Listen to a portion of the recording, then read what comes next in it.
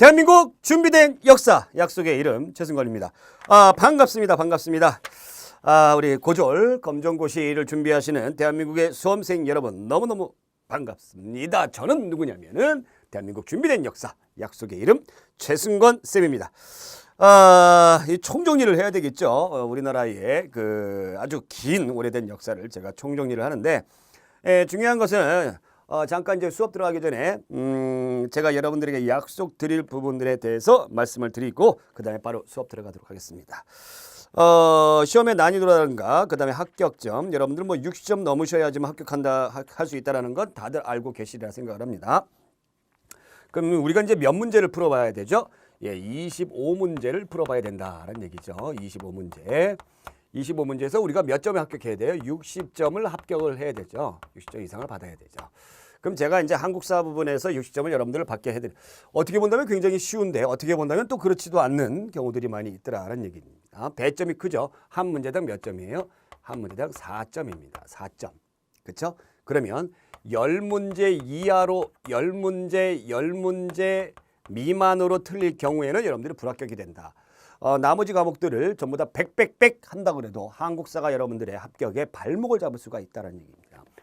뭐 10문제 미만으로 틀리겠어? 틀릴 수 있어요. 여러분들이 주의하지 않으신다면 또 한두 문제 걸려서 그것과 연관돼서 쭉 여러분들의 페이스를 잃어버리신다면 틀릴 수가 있습니다. 그래서 실질적으로 평균 점수가 뭐 70점대에서 80점대에 나오시는 분들이 상당히 많이 있죠. 그러니까 평균 점수가 그렇다는 것은 곧 뭐예요? 90점대를 받는 과목들도 있고 60점대를 받는 과목들도 있다는 얘기입니다. 특히 한국사 같은 경우에는 전범위에 거쳐서 출제가 되기 때문에 문제의 난이도가 다소 낮다고 하더라도 통찰적인 그런 여러분들의 어떤 지식이 없다고 한다면 쉽게 나와도 쉽게 여러분들이 한국사에서 실패를 할 수가 있다라는 겁니다. 그러나 걱정하지 마세요. 누가 있습니까? 바로 약속의 이름. 저는 여러분들에게 약속을 반드시 지킬 겁니다. 여러분들 반드시 합격하기 위해서 제가 이 총정리 강좌 정말 중요한 것들, 시험에 꼭 나온 것들을 쪽집게처럼 여러분들과 함께 같이 공부하면서 반드시 합격을 제가 시켜드릴 테니까 걱정하지 마시고 혹시 합격해가지고 최승건 한국사 선생님 때문에 내가 정말 즐겁게 공부하고 재밌게 공부했는데 더불어 합격도 했어. 그런 어떤 느낌을 가지신다면 길 가다가 혹시 저를 마주친다면 저 만나서 밥이나 한 끼 사주시면 됩니다. 네, 저는 참고로 한식 좋아합니다.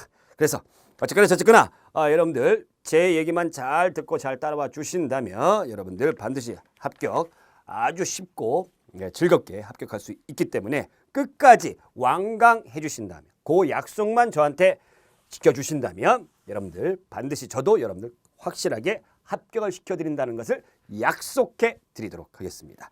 자, 그럼 그 첫 번째로 우리의 역사의 시작에 대해서 한번 공부 한번 해볼게요. 자, 준비되셨나요? 여러분들 필기할 준비들 딱 하시고 준비하시기 바랍니다. 필기할 때는 말이죠. 되도록이면 색깔 있는 펜으로 해주셨으면 좋겠어요. 그렇게 필기구 아낀다고 검정 펜 하나 가지고 그냥 하고 또는 이제 샤프 펜슬 하나 가지고 계속 하시고 그러시는 분들이 있는데 되도록이면은 필기는 여러분들 시각적인 효과가 굉장히 중요합니다. 파란색이라든가 아니면 뭐 빨간색이라든가 이런 것으로 그 교재 옆에다가 살짝 해주신다면 여러분들 나중에 한번 이렇게 쑥 한번 볼 때 그게 눈여겨 팍팍 들어오죠. 그것도 또 하나의 합격의 전략이다라는 거 여러분들 알아두시기 바라고요.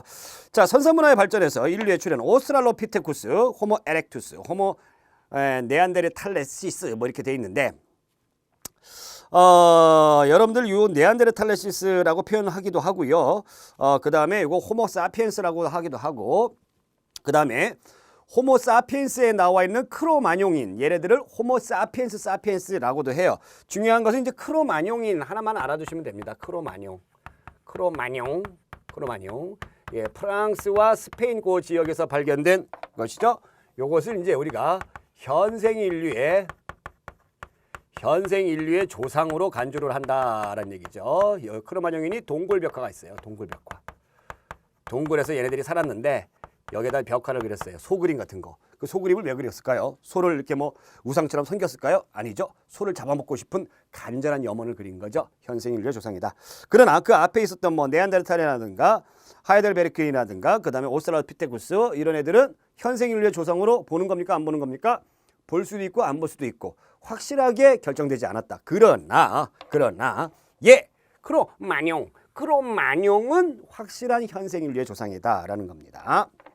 그러면 우리가 이제 원시 시대 들어갔을 때 우리나라 사람들은 우리나라 그 한반도 이쪽 지역에는 언제부터 살았을까요? 구석기 시대부터 살았었죠. 예, 그렇기 때문에 구석기 유물이 나왔으니까 구석기 시대부터 뵈는데 약 우리나라는 70만 년 전부터 살았습니다. 그게 중요한 것은 아니고 그러면 구석기 시대로 들어가 보도록 할게요. 우선 구석기 시대 첫 번째. 요 볼펜 색깔 참 이뻐요. 구석기. 네. 예. 도구죠, 도구. 그럼 도구가 뭐예요? 도구가 뭐죠? 도구가 바로 돌멩이를 떼어서 사용했다 해서 뗀석기가 도구가 되는 거죠. 돌멩이를 떼서 사용했다. 뗀석기가 도구가 되는 거죠. 근데 이 뗀석기가 도구가 되는데 중요한 것은 바로 뭐냐면 바로 이겁니다. 초기 구석기 시대에는 한 개를 가지고 다 사용했어요. 뗀석기 한 개 가지고 다 사용했어요. 뭐 이렇게 칠 때도 사용하고 밀 때도 사용하고 뭐 다 사용했어요. 그러나 후기 구석기에 가면은 용도별로 여러 개를 사용했다. 그래서 여러 가지 막 이었어요. 그래서 이음 도구까지 사용을 했다. 요게 중요합니다. 요거 꼭 알아두시기 바랍니다. 거기 이제 우리 교재에 나와져 있죠. 후기 때에 작은 석기 등장한다. 그래서 대표적인 것이 바로 이제 승배찌르개가 나타나죠.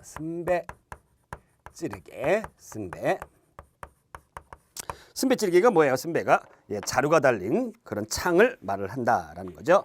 그래서 요거 여러분들이 요 정도 알아두시면 되겠고 구석기 시대에는 별로 뭐 할 게 없어요. 별로 할 게 없으니까 얘네들의 생활은 우리가 이제 뭐예요? 주로 이제 사냥이죠, 사냥. 예, 약한 짐승들 잡아먹고 그 다음에 이제 나무 열매 따먹는 채집.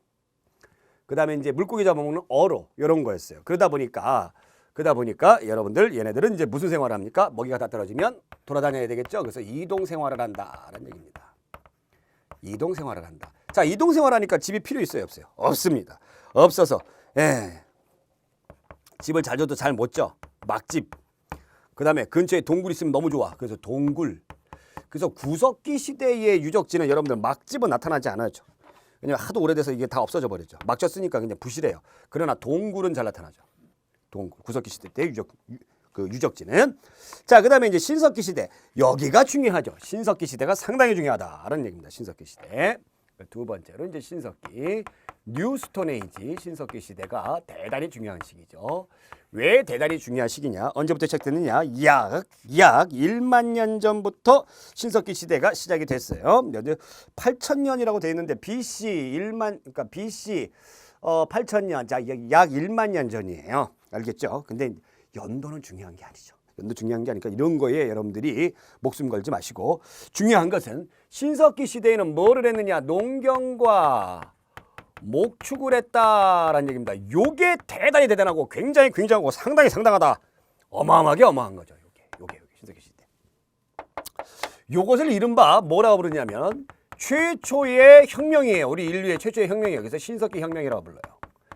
요것 때문에 여러분들 역사가 발전하는 거죠. 자, 어떤 일들이 생겨나는가 한번 보겠습니다. 이런 것 때문에 어떤 일들이 생겨나냐면 여러분들 농경을 시작하다 보니까 토기를 만들어야 돼요. 저장을 해야 돼요. 그렇죠? 그러면 농경으로는 뭐 조나 피 이런 거 아주 그냥 간단한 거 했었는데 토기가 필요한 거죠. 그래서 대표적인 토기에 빗살무늬 토기가 나타납니다. 빗살무늬 토기가 나타난다. 자, 빗살무늬 토기 어떻게 생겼죠? 여러분들 너무 많이 보셨기 때문에 이렇게 돼버렸어요. 자, 그러면 다 아실 텐데 여기가 밑에가 빼죽해요. 빼죽한 이유는 얘네들의 거주 지역을 알 수가 있어요. 거주 지역이 어디예요? 이렇게 빼죽해도 잘 설 수 있는 강가나 해안가에 거주한다라는 얘기입니다. 그래서 요 거주지 지역만 신석기 거주지 지역만 여러분들 하나 외워봅시다. 오신미지암동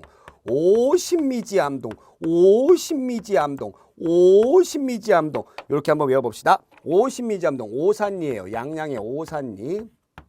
시는 신석기 시대고요. 미송리, 지탐리, 암사동, 서울에, 부산의 동삼동 요런 유적지가 나오게 되면 아 신석기구나 라고 아시면 되겠습니다. 아시겠죠?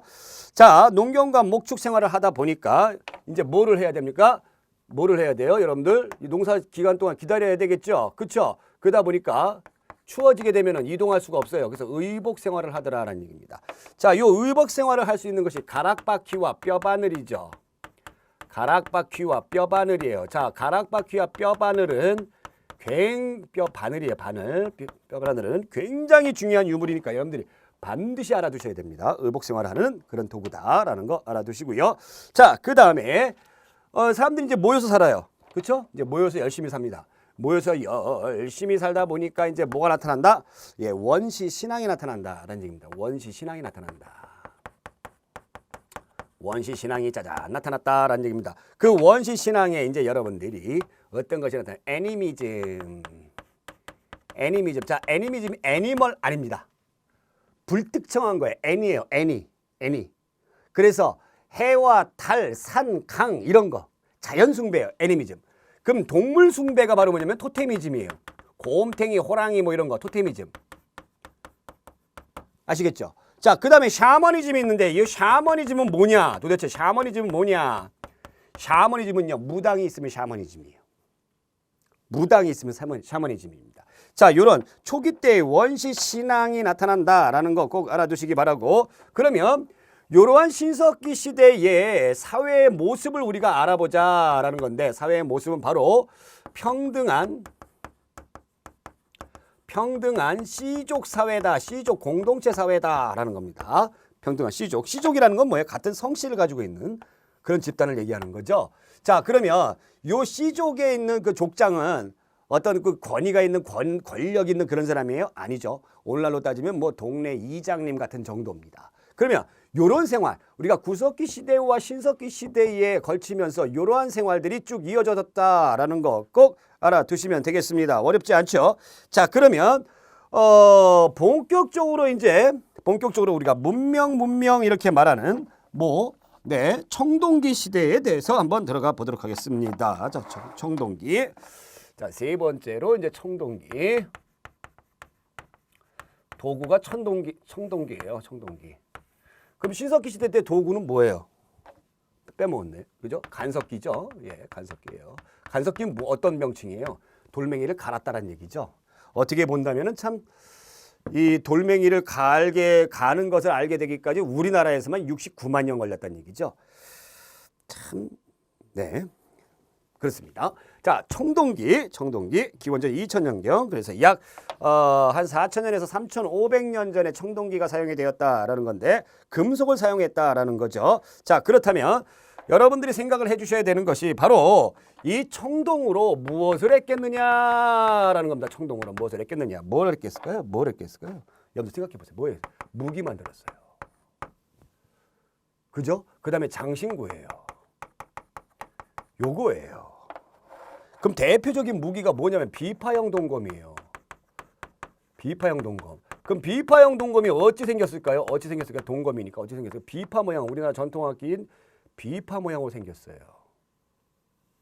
이렇게 쫙 생겼어요. 이걸로 푹푹 찌르는 거죠.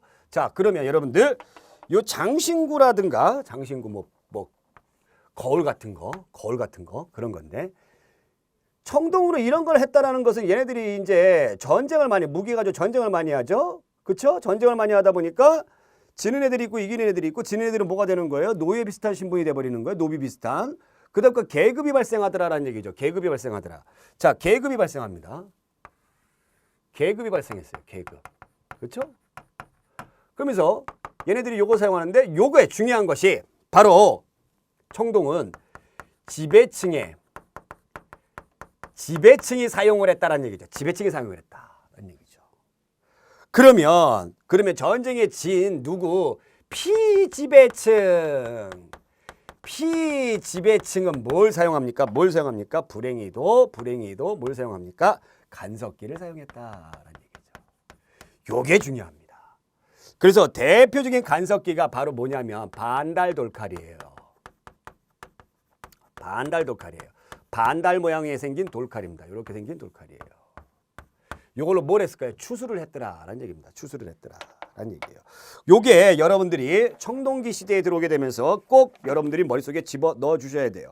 자, 어찌됐건 간에 계급이 발생하고 그 다음에 대부분의 생활도구는 뭡니까? 간섭기죠. 간섭기죠. 자, 간섭기다 보니까 여러분들 쭉 보시면서 거기 고인돌 돌롤 무덤과 같은 무덤 형태가 나타나는데 거성문화가 나타난다는 얘기죠. 거성문화가 나타난다. 그래서 우리나라 고인돌 굉장히 많죠. 거성문화가 나타나죠. 예. 그래서 돌멩이가 생활 도구다 보니까 이 무덤도 고인돌이죠. 돌멩이죠. 그 다음에 돌널 무덤이 또 있죠. 위에 돌멩이를 얹지 않는 돌널 무덤이 있습니다. 자, 이렇게 구분이 된다라는 얘기죠. 참고로 여러분들 돌멩이 고인돌의 크기 같은 경우에는 탁자형 모양으로 생긴 고인돌 같은 경우는 북방식이라고 북쪽 쪽에서 많이 나타나는 거고, 그 다음에 바둑판 모양으로 이렇게 생긴 고인돌 같은 경우에는 남쪽에서 많이 나타나죠. 이 돌멩이의 크기가 여기 묻혀져 있는 족장의 계급의 어떤 크기를 말해준다라는 얘기입니다. 자, 전쟁을 많이 하다 보니까 여러분들이 야산이나 구릉이 뭘까요? 구릉.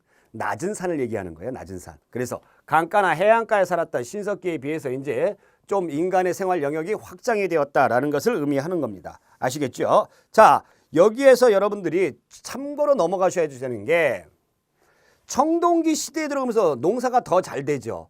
농사가 더 잘 돼서 비로소 요때에 농사 지었던 것이 벼와 보리예요. 요때에.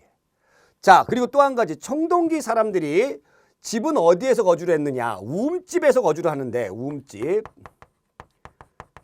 거주하는데, 이 우음집을 둘로 한번 나눠보겠습니다. 언제와 언제? 신석기 시대와 청동기 시대로 나눠볼게요. 자, 신석기 시대에도 우음집에서 거주를 했고 청동기 시대에도 우음집에서 거주를 했는데 차이점이 있습니다. 신석기 시대는 화덕이 중앙에 있어요. 화덕이 뭐예요? 불을 피우는 것이에요. 중앙에 옹기종기 모여가지고 이렇게 했던 거예요. 자, 그 다음에 규모가 작아요. 규모가 작은데 여기에 모든 것을 다 보관했어요.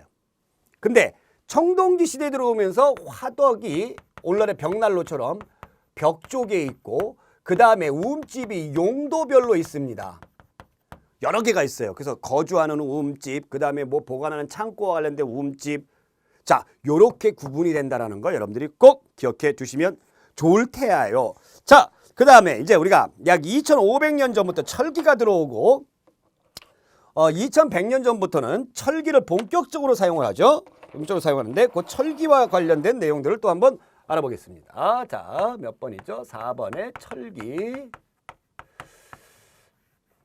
자, 철기. 네, 철기. 철기로 역시 이제 중요한데 철기로 무엇을 했겠느냐라는 겁니다. 무엇을 했을까요? 여러분들 철기로? 철기로 여러분들 중요한 게 청동기 시대와 구분되어지는 게 있어요.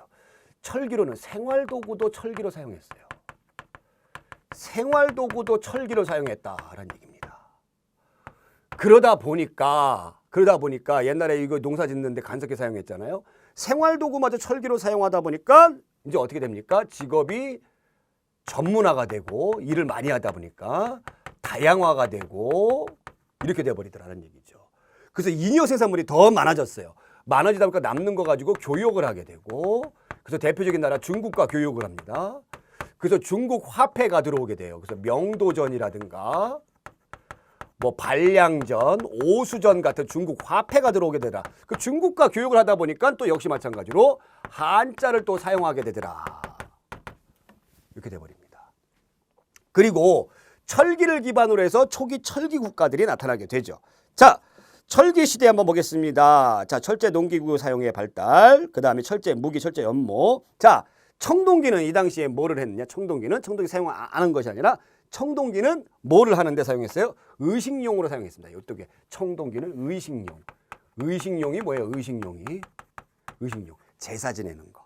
이런 것은 뭐 청동 거울, 청동 방울 이런 것들이죠. 자, 또 한 가지 청동기가 요때 또 나오는데 뭐가 나오냐면은 이렇게 생긴 동검이 나오는데 이게 바로 뭐냐면 가늘게 생겼다 해서 세형 동검이에요.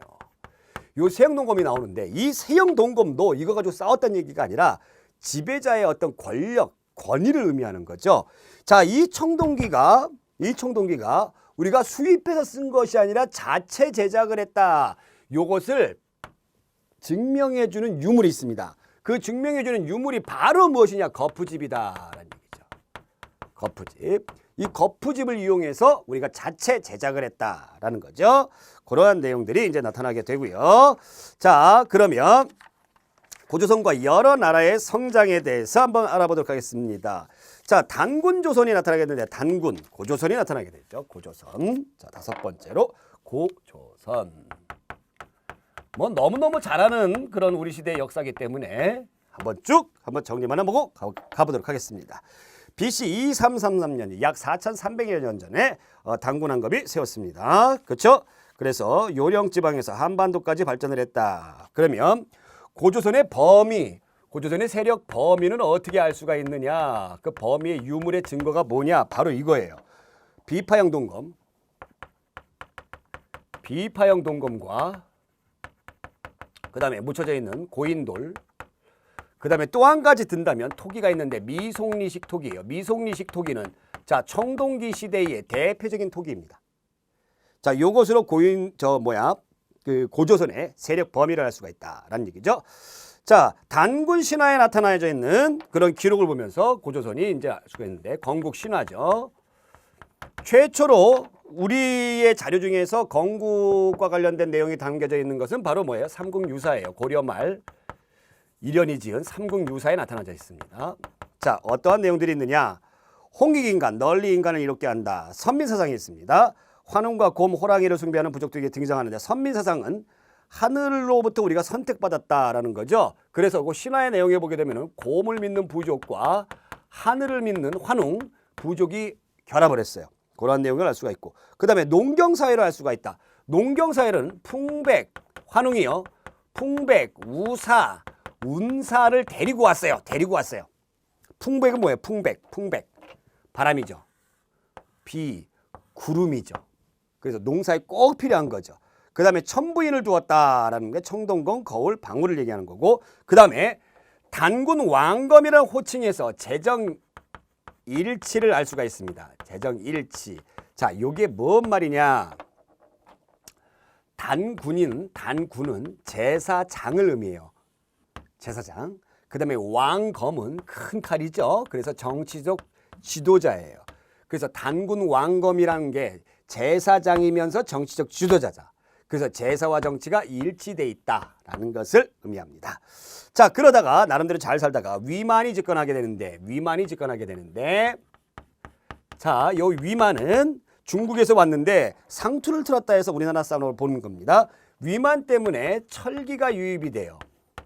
자, 요 철기가 유입되는데 요 철기를 바탕으로 해서 중국에 있는 한나라와 중개무역으로 엄청나게 발전을 합니다. 그러다 보니까 한나라가 배가 아파. 그래서 쳐들어가야 되겠다. 그래서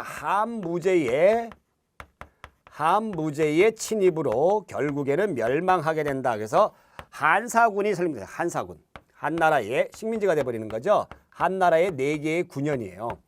여러분들 이 한사군 중에서는 한 가지만 기억하세요. 뭐? 낙랑군만 기억하세요.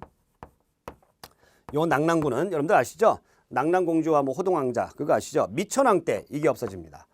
미천왕 때 없어지면서 중국의 세력이 한반도에서 나가는 거죠. 이거 꼭 알아두시고, 그 다음에 이제 팔조법이 있어요. 팔조법. 자, 팔조법은 3개의 조만 있습니다. 5개의 조는 전해지지 않아요. 3개의 조만 있어요. 그럼 그 3개의 조가 뭐가 있느냐? 사람을 죽인 자는 사형에 처한다. 그 다음에 상처를 입힌 자는 곡물로서 갚는다. 그 다음에 남의 물건을 훔치는 자는 노비로 삼는다. 그래서 절도, 그 다음에 상해, 패는 거, 폭력, 그 다음에 살인, 요 3가지만 나타나져 있어요. 꼭 알아두시기 바랍니다. 자, 그러면 요 고조선과 관련된 내용을 제가 이제 했는데, 고조선 중간에 위만에 의해서 철기가 유입이 돼 있죠. 그래서 철기 아까 좀 전에 공부를 했죠. 그럼 철기를 기반으로 한 초기 철기 국가들에 대해서 한번 알아보겠습니다. 철기 국가들 6번째로 철기 국가. 자, 철기 국가들은 어떤 국가들이냐? 부족 연맹 국가예요. 부족 연맹 국가입니다. 자, 부족 연맹 국가다 보니까 어떤 특징을 가지냐면 왕이 있긴 한데 왕권이 약해요. 아니면 왕이 아예 없어요. 아시겠습니까? 이런 특징을 가지고 있어요. 연맹하다 보니까. 서로 지들끼리. 여러 부족들끼리 연맹하다 보니까. 자, 그럼 이 부족 연맹 국가는 부여, 고구려, 옥저, 동해, 삼한. 요 세 나라입니다. 부여, 고구려, 옥저, 동해, 삼한. 자, 요 세 나라는 여러분들이 어떻게 기억을 해 주시면 되냐면 지도를 보고 기억해 주시면 돼요. 지도를 보고 기억을 해 주시면 이 나라들의 어떤 특징들이 여러분들 머릿속으로 무슨 뽕? 자동뽕으로 쑥 들어가요. 쑥 들어가. 진짜야. 저는 그런 거 가지고 거짓말 안 해요. 자, 그래서 제가 지도를 여러분들에게 우리나라 지도를 큰데 충성충, 예, 대충 한번 그려 드리도록 해볼게요. 네, 큰데 충성충. 바쁘니까 빨리빨리. 그죠? 빨리빨리 뭐 지도 그리는데 뭐 3박 4일 걸리고, 예, 궁시렁궁시렁 되죠? 궁시렁궁시렁 돼. 누가? 제가. 우리나라 여기가 좀 모자라죠? 그럼 다시 한번 이렇게 해서 해가지고, 예, 이렇게 해서, 네. 아유, 잘 그렸다. 아유, 잘 그렸어. 아유, 잘 그렸어. 아유, 잘 그렸어. 아유, 좋아라. 자, 이렇게 있습니다. 이렇게 있어요. 자, 이렇게 있는데, 아까 이제 고조선 하면서 잠깐 한번 보겠습니다. 고조선의 세력 범위.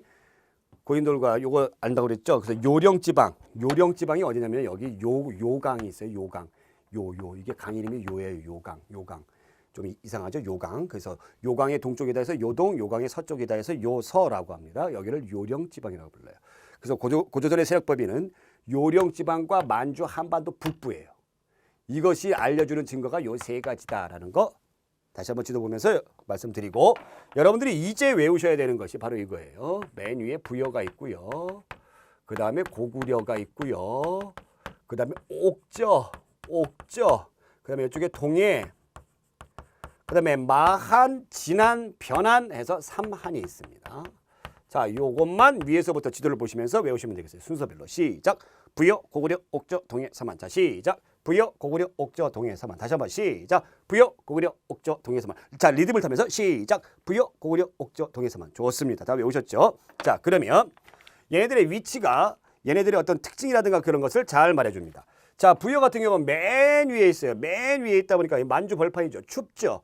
그러다 보니까 농사 안 돼요. 농사가 안 되니까 뭐를 하느냐. 반농, 반목이다라는 얘기입니다. 반농, 반목. 반은 농사 짓고 반은 목 죽어버려요. 그러니까 가축이 굉장히 중요해요. 그래서 관리의 이름도 가축의 이름을 따가지고 마가, 우가, 저가, 구가예요. 구가.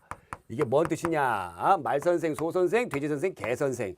얘네들이 각각 4명이잖아요. 그쵸? 그래서 4개의 구역을 나누어서 다스립니다. 사출도라는 것을 다스린다라는 것을 알 수가 있어요. 자, 왕이 있고요. 오부족 연맹체. 자, 그 다음에 여기는 이제 목축을 하다 보니까 막 돌아다니죠. 그래서 부족장의 세력이 다른 지역보다 좀 더 강해요. 강하다 보니까 부족장이 죽으면 노비라든가 이런 사람들 순순히 따라가 죽어줘야 돼요. 그래서 순장이에요. 순순히 죽어줘야 돼요. 순장 풍습이 있고, 그 다음에 법도 엄격합니다. 일책 12법이에요. 12법. 가축 하나 훔쳐가면 난리가 나요. 그래서 잡히면 그냥 12배로 물어줘야 돼요. 일책 12법. 아시겠죠? 일책 12법. 자, 그 다음에 얘네들이 흰옷을 입어요. 흰옷을. 뭐 평화의 상징에서 흰옷을 입어요? 농사가 안 되니까 여러분들 염색을 할 수가 없어요. 그래서 흰옷을 숭상한다라는 것을 알 수가 있습니다. 자, 그 외에도 여러분들 쭉 보시면 살인자는 사형에 처하고 가족, 노비, 절도자, 그 다음에 간음하는 자, 투기자 사용한다. 간음 투기자가 뭐예요? 투기자가 뭐예요? 투기. 뭐 부동산 투기 그거 얘기하는 거 질투 얘기야. 여자들 질투. 그 여자들이 간음하거나 질투하거나 그러면은 사형에 처해요. 무섭죠? 자, 그러면 부여 사람들에 의해 가지고 이렇게 내려온 게 이제 고구려죠. 고구려. 자, 고구려의 특징을 한번 보겠습니다. 자, 고구려의 특징은 여러분들 쭉 보시면 우리나라 북쪽에 있죠. 북한 지역이죠. 여기 개마 고원이에요. 침엽 수림 지역이에요. 농사 짓기 어려워요. 기후도 안 좋지만 침엽 수림이다 보니까 목축업도 힘들어요. 왜 그러냐면 목축업을 하려면 이게 이 가축들을 이렇게 쭉 볼 수가 있어야 되는데 보이지가 않죠. 그래서 고구려의 경제의 특징은 바로 약탈 경제입니다. 약탈. 빼앗아요. 빼앗는다라는 얘기입니다. 아시겠죠? 그래서 역시 또 똑같고요. 오부적 연맹체고. 자, 형사취수제가 있다라는 건데 형사취수제. 자, 이 형사취수제는요. 부여에도 있어요. 똑같아요. 부여에도 있어요. 형사취수제. 자, 형이 죽으면 형수를 내 와이프로 받아들이는 거예요. 자, 왜 그러냐면 노동력과 그다음에 재산을 보존해 주기 위해서 그런 겁니다. 아시겠죠? 자, 그다음에 서옥제가 있더라. 서옥제. 서옥제. 자, 서옥제라는 건 대릴 사회제입니다. 서쪽에 보통 서쪽에 짓는데 사위 서자죠. 사위가 머무를 곳이에요. 그러니까 여자들도 옛날에는 노동력이 굉장히 중요하기 때문에 결혼을 하게 되면 어떻게 됩니까? 그 집안에 큰 손실이 오게 되죠. 그래서 사위가 여자네 집에 가가지고 열심히 일해줘요. 열심히 일해가지고 일정 기간 지나면 다시 오는 거. 그거 서옥제다라는 거 알아두시면 되겠습니다. 자, 그 다음에 이쪽에서는 어떤 또 풍습이 있었냐면은 사람들을 뽑을 때 인재들을 뽑을 때 뭐 무술하는 거, 그 다음에 활 쏘는 거, 씨름 대회 이런 것들로 많이 뽑았다라는 얘기죠. 그 다음에 극동대열이라는 게 있어요. 극동대열. 이게 뭐냐면 동굴인데 동굴인데 시조신이 누구예요? 동명성황이죠. 거기에 가가지고 제사 지내는 그런 것들이 있었다. 고구려 약탈경제다. 서옥제 이거 꼭 알아두시기 바랍니다. 자, 그 다음에 요 밑에 있는 옥저와 동해를 한번 볼게요. 자, 옥저와 동해는 왕이 없어요. 왕이 없습니다. 그래서 부족장들이 다스려요. 그래서 거기 부족장들 읍군 삼노라고 나와 있죠. 얘네들이 다스려요. 왜 그러냐면 고구려가 워낙 강한 나라잖아.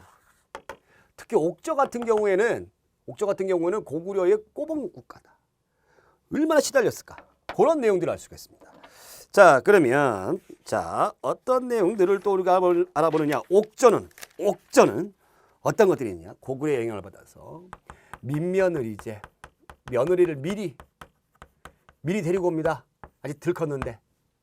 그렇죠? 고구려 애들이 들어오게 되면 맨날 그냥 그러면서 이것도 뜯어가고 저것도 뜯어가고 예쁜 여자 있으면 여자들도 뜯어가고 그래서 민며느리제. 자, 그 다음에 가족 공동묘. 우리는 죽어서도 같이 있자. 가족 공동묘. 그래서 골장제라고 합니다. 골장제. 가족 공동묘 풍습이 있었다라는 얘기입니다.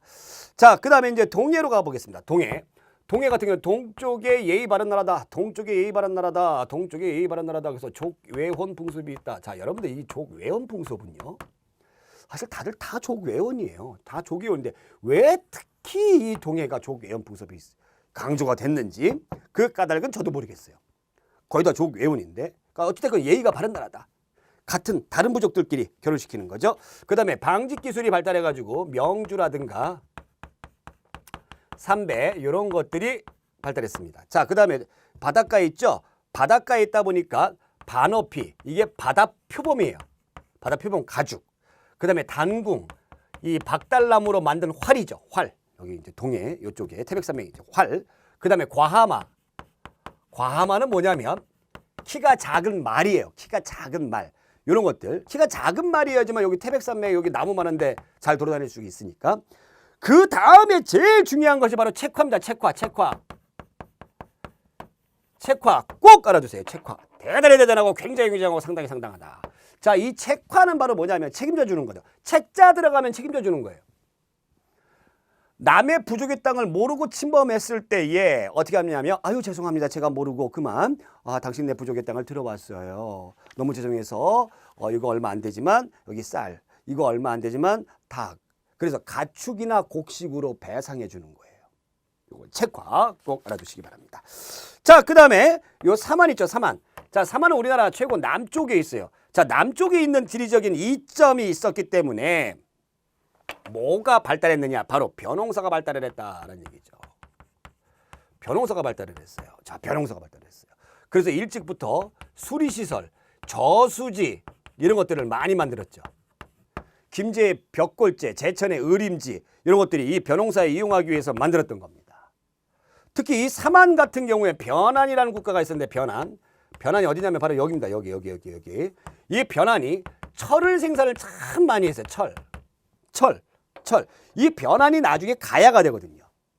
그래서 가야도 철의 나라 가야 이렇게 제목이 붙여집니다. 자, 그래서 요거를 어떻게 외우냐? 철은 오래 두면 변하죠. 녹슬죠. 그래서 철은 변한다. 이렇게 외워두시면 되겠습니다. 자, 또 한 가지 시험 문제 아주 잘 나오는 게 있는데 그것이 무엇이냐? 소도라는 것이 있습니다. 이 소도가 나중에 이제 발전을 하게 되면 우리나라 이제 마을 어귀에 이렇게 장대 높게 솟아있는 솥대라는 것이 있는데 경계를 의미하죠. 경계를 의미하는데 아마 여기서 나오지 않았느냐라고 하는데 자, 이게 뭐냐면 재정분리지역입니다. 재정분리지역. 제사와 정치, 종교가 분리가 되는 거죠. 그래서 여기를 다스리는 제사장이 누구냐면 하늘의 제사 지낸다 천군이에요. 천군. 신성 불가침 지역이에요. 그래서 죄인들이 이 소도 안으로 들어가면 군사들이 함부로 잡아가지 못해요. 허가를 받아야 돼요. 자, 요것은 옛날 문화와 그 다음에 새롭게 나오는 문화가 같이 교차하는 차원에서 그 완충 지역으로 만들어진 겁니다. 소도. 이런 거 꼭 알아두시기 바라고. 자, 그렇다면은 이제 여러분들이 여기에서 한 가지가 있습니다. 철기를 받아들이다 보니까 철기를 받아들였죠. 그러다 보니까 이제 생산량이 엄청나게 많아지죠. 중국과 교역할 정도로. 그러니까 농사가 잘 되기를 너무너무 바래요. 그래서 제사를 지냅니다. 하늘에 제사를 지내요. 그래서 제천 행사라고 불러요. 이 제천 행사가 이 초기 철기 국가들이 있었는데 그 이름들이 있습니다. 우선 부여의 제천 행사, 고구려, 그 다음에 동해, 삼안 이렇게 있는데 자, 부여의 제천 행사 이름, 하늘의 제천 행사의 이름은 어떻게 되냐면 그냥 영고예요. 영고. 이렇게 글자 가지고 장난치면 돼요. 고구려의 제천 행사 이름은 동맹이에요. 약탈 경제니까 혼자 뺏는 것보다 서로 둘이 동맹해서 뺏는 게 더 나으니까. 동해의 제천 행사는 그냥 외우세요. 그냥 무천. 요거 하나만 그냥 하세요. 그 다음에 삼안은 농사 잘 되죠. 그러니까 두 번 합니다. 5월에 한 번, 10월에 한 번. 그 다음에 달이 높이 뜬 상달째, 달이 높이 떴다. 이것이 추석이 됐을 것이다 라는 얘기를 합니다. 자, 그러면 제천 행사 요거 하나만 그냥 눈여겨보시면 되겠죠. 나머지는 다 여러분들 머릿속에 쏙 들어왔죠. 이런 제천 행사가 있었다. 선생님, 그러면 옥전은 제천 행사가 없나요? 왜? 아이고, 내가 빼먹었네요. 옥전은. 어쨌을까나? 자, 옥전 제천 행사가 없어요. 하늘에 감사할 게 없어요. 툭하면 얘네들이 와서 뺏어가니까 감사할 게 없더라라는 얘기입니다. 자, 이렇게 해서 철기 국가들까지 부여, 고구려, 옥저, 통해, 삼안까지 제가 총정리 정말 중요한 것들 모아서 여러분들에게 단순식간에 정리를 해드렸습니다. 어떻습니까? 여러분들 자신감 생기죠? 네, 저와 함께 총정리를 딱 하신다면 반드시 원하시는 여러분들 합격의 지름길로 제가 훅 끌고 갈 수가 있고 여러분들 반드시 합격장을 여러분들에게 드릴 수 있습니다. 믿고 따라와 주시기 바랍니다. 오늘 여기까지. 고맙습니다.